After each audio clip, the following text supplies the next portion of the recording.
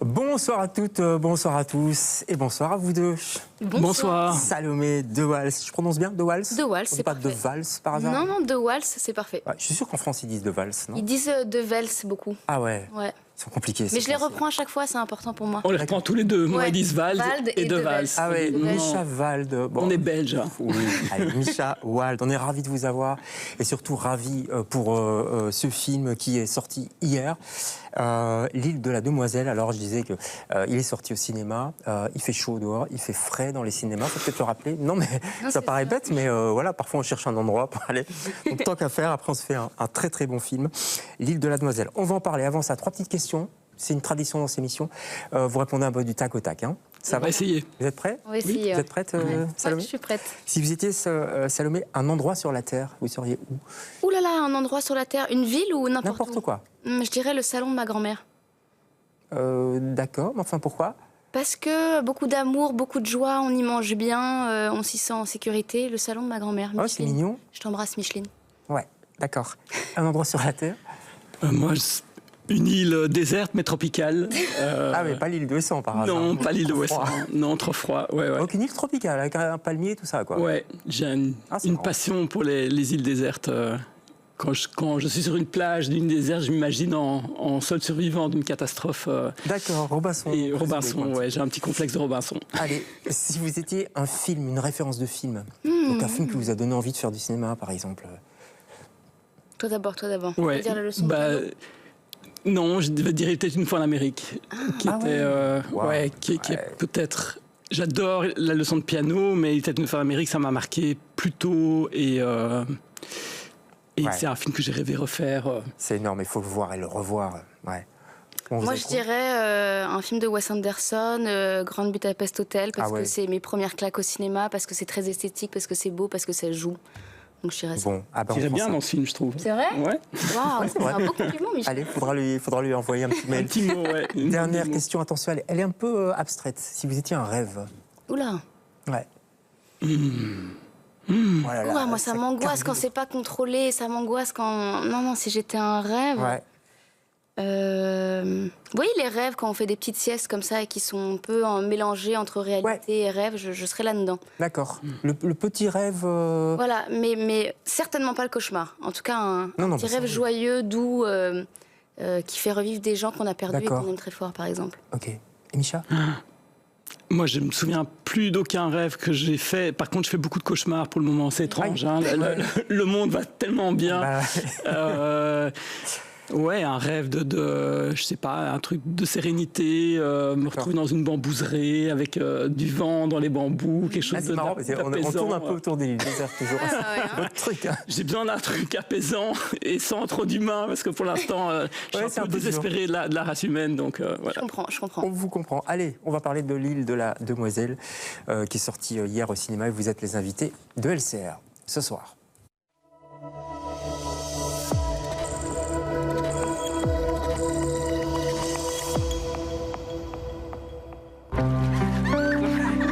Avant d'embarquer pour le Nouveau Monde, vous rencontrez Thomas d'Artois dont vous tombez amoureuse. Séduite, votre majesté, pas amoureuse.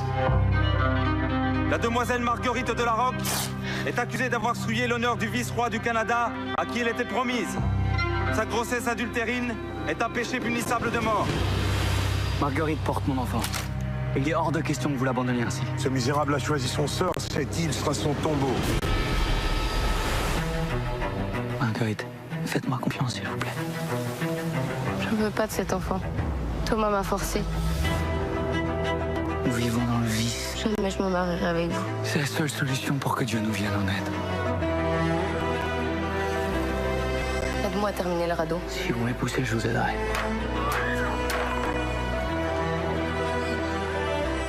Dieu Tout-Puissant. Nous sommes mariés, Marguerite. Vous êtes devenu fou. C'est interdit de quitter cette île, tu m'entends?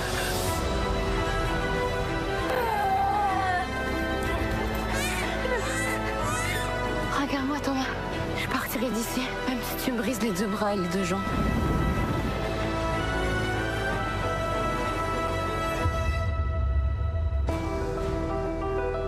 Votre histoire, je la raconterai. Il faut qu'elle serve aux jeunes filles de notre royaume. Voilà l'île de la Demoiselle. Waouh, quel beau film, je trouve. Vous aussi, j'imagine. Quelle histoire aussi, une histoire vraie, hein, celle de Marguerite. On va en parler de cette histoire et puis quel tournage aussi. Ce rôle, il vous a pas fait peur au début quand vous avez reçu le scénario quand même, hein? Si, il m'a complètement effrayée parce que j'ai tout de suite vu l'ampleur du projet, le challenge que mon personnage allait traverser. Donc oui, au début, j'ai beaucoup flippé, mais heureusement, j'étais entre de bonnes mains, notamment grâce à Mischa, puis mes co-actrices. Louis Pérez et tout ça, ouais. Louis Pérez et Candice Boucher, ouais. Ouais. On a l'impression qu'il est fait pour vous, ce rôle. Je ne sais pas si, quand vous l'avez rencontré pour la première fois, vous vous êtes dit oui, c'est... On a passé un casting classique où Salomé a joué plusieurs scènes et c'est vrai que le casting c'est un exercice assez compliqué. Moi je suis stressé, les actrices en face sont stressées et vous voulez dire il y a de la tension? Il y a de la tension, il y a des enjeux et on n'est pas. C'est un exercice compliqué. On doit faire semblant de jouer une scène de film dans une petite pièce avec rien, sans costume. C'est pas tout à fait naturel. On a envie de se donner le meilleur de soi-même, donc ça met déjà une tension. Oui, Et là très vite, j'étais plus en casting, je voyais des scènes du film et j'étais vraiment touché, ému et quand Salomé est partie, j'ai tout de suite appelé ma productrice, mon producteur, j'ai dit voilà. On a notre Marguerite. Marguerite, elle était là, quoi. Je l'ai vue, elle était là devant moi et c'était incroyable. Et donc un petit coup de fil alors ou Non, après on a fait un café ensemble avec Mischa à Bruxelles et moi j'avais pas capté que j'avais le rôle et lui il m'en parle comme si je savais que j'avais le rôle et à un moment donné je crois que je dois même te demander mais attends est-ce que j'ai le rôle? Donc je l'ai appris comme ça de manière un peu c'est drôle à Bruxelles, ça. Ouais. Ah c'est marrant. Ouais. Alors je disais est-ce que vous n'avez pas eu peur parce que c'est aussi flippant de porter un film, je crois que c'est la première fois. Première fois, ouais. Vous avez eu des rôles importants dans d'autres films, mais là, vous portez complètement le film du début jusqu'à la fin. Oui, il y a une forme de responsabilité, notamment avec l'équipe technique. Quoi. Je me dis, moi, je ne pouvais pas lâcher quand on a un second rôle. On a des moments où on n'est pas là tous les jours, on n'est pas de tous les plans. Là, j'avais cette responsabilité de me dire, il ne faut pas que je lâche parce qu'en fait, il y a une équipe qui travaille aussi à côté de moi, avec moi, donc je ne peux pas lâcher. C'était plutôt... Et vous n'avez pas lâché? Non, j'ai pas lâché. Le film est là. Mischa, vous avez découvert comment cette histoire de Marguerite de la Roque, c'est ça, hein? Ouais. Un peu par hasard? Par hasard, tout à fait. Parce que c'est une histoire qui a, comme c'est marqué sur l'affiche, qui a vraiment disparu. Mais complètement oublié. Complètement oublié. On ne l'a pas oublié au Québec, et c'est de là que ça vient. Ouais. Donc, c'est un journaliste français qui a vécu 10 ans au Québec, qui est revenu s'installer en Belgique et qui a écrit un petit texte, un traitement qu'il avait envoyé à Stenola, donc mes producteurs. Et puis ils se sont dit à qui on va demander, ils ont flashé sur l'histoire, ils ont dit à qui ce qui aurait d'assez dingue pour accepter de partir sur un film comme ça. Oui, parce qu'il faut le dire, ça se passe au XVIe siècle, c'est un peu épique quand même, enfin, il y a un côté... oui, dans le premier texte, il y avait de la traversée avec les 3 caravelles jusqu'au bout. Dans une version, il y avait un ours. Il y a eu des versions très... Ouais, parce que l'ours, je l'ai pas vu. Non. Il y avait un ours à un moment sur cette île. D'accord, ah oui, aïe. Et donc moi j'ai dit que j'étais à fond. Pourquoi? Parce que c'est le genre de défi que vous aimez bien? Comme j'adore les histoires de survie, ça doit être quelque chose lié à ma famille, mes grands-parents qui ont survécu à la Shoah, qui sont cachés dans la forêt, ma grand-mère maternelle a traversé l'Europe à pied. Et donc c'est quelque chose qui résonne en moi et là non seulement c'était un récit de survie mais c'était aussi surtout un récit de survie au féminin avec une toute jeune femme et ça on a peu d'histoires de femmes de survie avec des femmes comme héroïnes et je me suis dit là tout d'un coup ça change vraiment et c'est important de raconter ça aujourd'hui. Complètement, aujourd'hui en 2026 parce qu'effectivement c'est au XVIe siècle, c'est en costume etc. Mais ça parle de ce qui se passe aussi aujourd'hui. Elle est abandonnée. Marguerite, elle est condamnée à mort parce qu'elle est enceinte d'un autre homme. Qui l'a violée, il faut dire les termes. Oui. Donc, c'est vrai que... Les termes, on les dit aujourd'hui, mais c'est un mot qui n'existait pas à l'époque. Non, à l'époque, on ne parle pas de consentement, on ne parle pas de viol. Une femme appartient d'abord à son père et puis après à son mari. On ne lui demande jamais son avis. Mais là, ce que j'ai adoré, c'est que Mischa, avec une histoire du XVIe, arrive à traiter de sujets très contemporains. Et là est l'importance de faire encore des films d'époque. Ouais. Vous avez senti tout de suite dans l'histoire, quand le journaliste vous a parlé, cette espèce de point de vue qui pouvait s'adapter à notre époque? Oui, parce qu'il y a plusieurs histoires qui ont été écrites sur l'histoire de Marguerite de la Roque. Il y a la reine de Navarre qui a écrit dans les Plaméros une petite nouvelle, puis il y a 2 autres théologiens qui ont écrit, qui ont rencontré Marguerite, qui ont fait des récits d'après ce qu'elle leur a raconté. Et ça n'a pas toujours été une histoire comme celle-là. À chaque époque, on a réinterprété cette histoire en fonction de ce qui est intéressant pour l'époque actuelle. Et moi, aujourd'hui, c'est clair qu'elle devait partir avec son oncle, qui, j'imagine, vu l'âge qu'il avait, qui voulait l'épouser, on partait déjà sur quelque chose de problématique. Et puis, voilà, je voulais pas faire une histoire d'amour. Et très vite, donc, l'idée du viol, puis de la grossesse non désirée, et puis d'un enfant non désiré, et qu'elle doit se réapproprier son enfant, un coming of age, tout ça, c'était des choses qui m'intéressaient peut-être même plus que la survie. Ah ouais, je comprends. Et ça résonne très fort en tout cas avec tout ce qui se passe. Comment ça s'est passé le tournage? Parce que là, on a vu la bande-annonce, c'était 32 jours sur l'île d'Ouessant. En Bretagne, c'est ça? Majoritairement. On a tourné une partie à Ouessant, mais après une petite partie à Bruxelles aussi. Il y a eu un peu. D'accord, mais c'est plus calme à Bruxelles peut-être. C'était dans une grotte minuscule et c'était pas simple. C'était pas simple non plus. Une grotte à Bruxelles? Qu'on a construite en studio. Mais je disais une grotte, ils sont algériens. Non, une petite grotte qu'on a construite. Parce qu'à Ouessant, j'ai vu que vous aviez été parfois coincé dans l'eau avec des histoires de marée et tout ça. Comment on tient son personnage quand les éléments s'emballent comme ça? En amont du tournage, on se construit une carapace, on se construit un monde intérieur pour justement braver toute la vraie vie, quoi. Ouais. Donc moi, c'est vrai que j'étais beaucoup avec ma musique. J'étais très connectée avec Louis, avec Candice. Donc Louis Pérez et Candice Boucher. Ouais. Exactement. Donc vraiment, moi, j'étais dans ma bulle et ces choses-là, je les ai vécues presque comme quelque chose de ludique et de joyeux, tellement c'était dur ce qu'on avait à faire que la marée qui monte, moi, ça me faisait marrer. L'équipe, ça les faisait forcément paniquer. Ah bah. Non, c'était vraiment épique. Hein. On a tourné dans des endroits qui sont totalement inaccessibles. Ouessant est entouré de courants marins les plus puissants d'Europe, donc on ne pouvait pas accéder par bateau sur les plages. Donc souvent, on devait descendre de longues falaises avec une ligne de vie. Avec tout le matériel. Avec tout le matériel, à dos d'homme, Salomé. 7 kilos et qui le sol glisse. Enfin, ça a été. Mais ça, c'est un film en soi. Ça me fait penser au film Fitzcarraldo. On a des images où on voit toute l'équipe qui descend sur une falaise, mais qui est quand même impressionnante, le long d'un petit chemin. Et puis on arrive sur la plage. On sait qu'on a 4 heures avant que la mer arrive. Et à 2h30, on a commencé à avoir de l'eau, les pieds dans l'eau, et puis on est obligé de s'enfuir parce que la marée monte beaucoup plus vite que prévu. On s'est beaucoup battu contre la marée. Et les producteurs qui se rongent les ongles, quoi, non? Ils étaient un peu anxieux, ouais. Finalement, est-ce que c'était une bonne idée?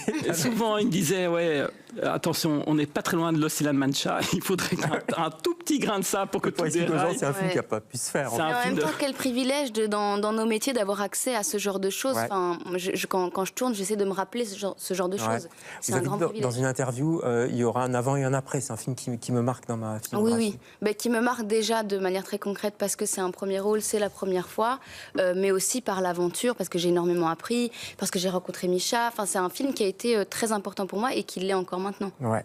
On parlait des éléments naturels, là, vous les aimez, hein, vous aimez ça, vous, les paysages, vous avez dit, pas que le désert, quoi. Je me souviens de Voleurs de chevaux, par exemple, et même La montagne avec Laissez-moi, c'est un film que vous avez coproduit, je ne sais pas s'il est sorti en Belgique, finalement, moi je n'ai pas su le voir, en tout cas, mais c'était aussi La montagne. La montagne, oui. En Suisse, Les paysages, comme Ouessant, c'est un personnage en soi, en fait, pour vous. Oui, moi, il n'y a rien à faire, J'aime la nature, j'aime le cinéma épique, j'aime les grandes histoires dans des grands paysages et ça me galvanise. Et j'aime aussi quand un tournage, l'aventure du tournage est la hauteur de l'aventure qu'on raconte dans le film. Et donc je me mets souvent dans des situations pas possibles parce que effectivement c'est assez complexe. Et là c'était le sommet, je pense. Et là, ça fait 6 ans que vous avez pu faire un film quand même, je crois. Un peu plus. Bon, on a bien fait d'attendre en tout cas. Moi, je vois votre filmo, je vois Louise, Nino. Il faut aller voir Nino, très bon film aussi. Sous le soleil des marquises, ça date un petit peu. Illusion perdue aussi, vous faisiez une chouette apparition, enfin plus qu'une apparition, hein, un chouette rôle. Comment vous les choisissez? Parce que tout ça est assez varié. Oui, j'aime bien ne pas aller dans une case. Après, la réalité de la vie, c'est que j'ai envie de travailler. Donc, quand on me propose quelque chose, si j'aime, j'y vais. Mais si vous n'aimez pas, par exemple, qu'est-ce que vous n'aimeriez pas? Qu'est-ce que je n'aime pas? C'est s'il n'y a pas de connexion avec la personne que j'ai en face de moi, le réalisateur, la réalisatrice. Il faut qu'on partage les mêmes valeurs. Personne n'a envie d'avoir un patron crapuleux. Donc, déjà, ça, j'évite. Ça va, lui c'est bon? Non, Micha, c'est devenu vraiment un ami, un membre de la famille. Donc, vraiment, non, j'ai eu de la chance. Non, mais c'est important pour moi qu'on partage les mêmes valeurs. Et finalement, moi, je sers un réalisateur, une réalisatrice, je sers son regard. Donc, c'est important pour moi d'être en accord avec son regard. Ouais.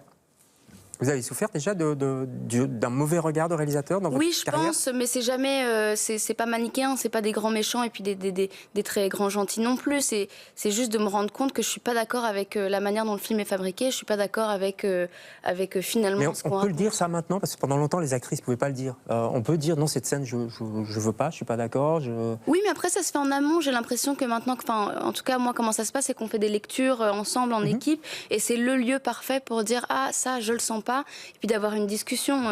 Après, je sais pas si ça se fait ou ça se fait pas, mais en tout cas, je pense qu'il y a des femmes qui ont cassé des portes avant moi qui me permettent moi de le faire maintenant. Et puis maintenant, sur les tournages, peut-être pas sur le vôtre, ce qui est particulier, mais il y a aussi des personnes qui... il y a des référents harcèlement. Harcèlement qui Toutes les scènes de... Si, il y a ça. Référents d'office harcèlement. maintenant. Oui. Et puis des coordinatrices d'intimité. Ouais. Ok. On cite juste Tzigane de Braconnier, Oui. parce que c'est la costumière qu'on salue et parce qu'ils sont magnifiques. C'est chouette de porter une robe comme ça, non? Oui, mais au-delà que c'est chouette, elle a vraiment tout créé de toutes pièces avec son équipe, et c'est notamment grâce à elle que Marguerite a pu exister et être incarnée au cinéma, donc on lui doit beaucoup à Tzigane, oui. Allez, il nous reste... Enfin, j'ai déjà débordé, donc... En régie, on va dire, stop. Il nous reste 2 coups de cœur. Votre coup de cœur à vous, c'est le bouquin d'Adeline Dieudonné, le dernier. Oui, c'est ça, Dans la jungle, que j'ai adoré. Je l'avais découverte dans un podcast qui s'appelle Les gens qui doutent de Fanny Ruet. Donc finalement, c'est 2 recos que je fais. Et j'adore cette autrice qui fait plein de choses, parce qu'elle est aussi actrice. Je pense que... elle réalise aussi, ou elle va réaliser. Oui. Mais en tout cas, j'adore la manière dont elle aborde les personnages féminins. J'aime bien qu'elle aille dans l'étrange, qu'elle aille dans... Elle est brutale, elle est frontale. J'aime beaucoup cette autrice. Ouais. Alors, c'est Layat, Holding Layat. J'arrive pas à retenir le titre. Pourquoi ce film, en 2 mots? Mais à côté de mon activité de réalisateur, je suis aussi directeur d'image de l'Institut de la mémoire audiovisuelle juive, et c'est le prochain film qu'on va proposer le 8 juin à l'Aventure, et c'est vraiment un documentaire impressionnant. En 2 mots, pourquoi il faut le voir? Pourquoi il faut le voir? Parce ça raconte les paradoxes de ce que c'est être juif israélien de gauche, avec un membre de sa famille qui est pris en otage par le Hamas. C'est toutes les complexités de cette situation, et le film est poignant, déchirant. J'ai pleuré à la fin, et c'est la seule occasion de le voir en Belgique parce qu'il n'a pas de distributeur. Voilà. Allez, on va essayer d'aller le voir. Alors, Holding Layat, on va aller voir aussi votre film, ou le revoir, ou le re-revoir. Allez-y plusieurs fois, ouais. Il fait bon dans les salles de cinéma. Ça s'appelle L'île de la demoiselle, et non l'île de la tentation. Je sais pas comment ça... Quoique, bref. C'est pas. Oh, je crois que ça n'a rien à voir. C'est un très très bon film. Merci à tous les deux d'être passés chez nous. C'est un plaisir. Merci. Vraiment. Merci beaucoup. Nous on se retrouve demain avec d'autres invités. Bonsoir.